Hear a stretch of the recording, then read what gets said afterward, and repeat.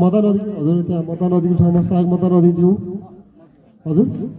सहायक कर्मचारी 3 जना आउनु पर्यो सरहरू ल अब आफ्नो बस्ने ठाउँमा बस्नु होला यता स्थानमा स्वयंसेवक 3 जना स्वयंसेवक आउनुहोस् एकजना महिला हामी दलका स्वयंसेवकहरू दलका प्रतिनिधिहरू पनि जानु पर्यो नि त यसो ल मदन अधिकारीज्यूलाई मैले चाहिँ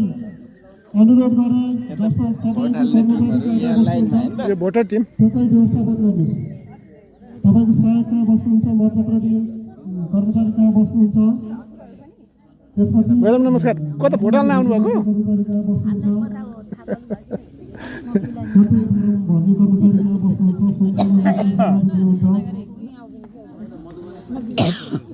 तपाईँ मतदान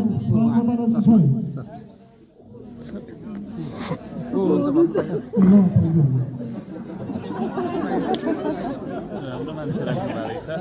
प्रयासमा चाहिँ हाम्रो सुरक्षा टिम हुँदैन त्यो सुरक्षा टिमले पनि यसो अलिकता सुरक्षा दिनु पर्यो भने अगाडि लाइन व्यवस्थापनमा हाम्रो घरपक्षको सरहरू हुनुहुन्न स्वयंसेवक 2 जना एकजना चाहिँ सहरबाट स्वयंसेवक भए यहाँ चाहिँ लाइन व्यवस्थापन पनि गर्नुपर्छ हजुर यसो लाइन म्यानेज गर्नुहोस्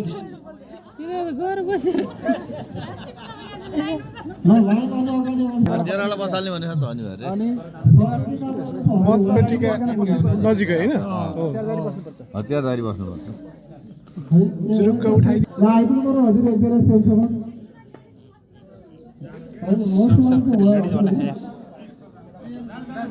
सरलाई कन्ट्याक्ट भइरहेको हो एउटा कन्टेन्ट त गजब हुने भयो नि त नमुना नमुना तपाईँको चाहिँ मतदान कसरी दिइरहेको त्यसलाई अलिकता म्यानेज गर्नु पर्यो हजुर यतै गरेर छिटाउनु पर्यो भ्याक्सिन नदिनु पर्यो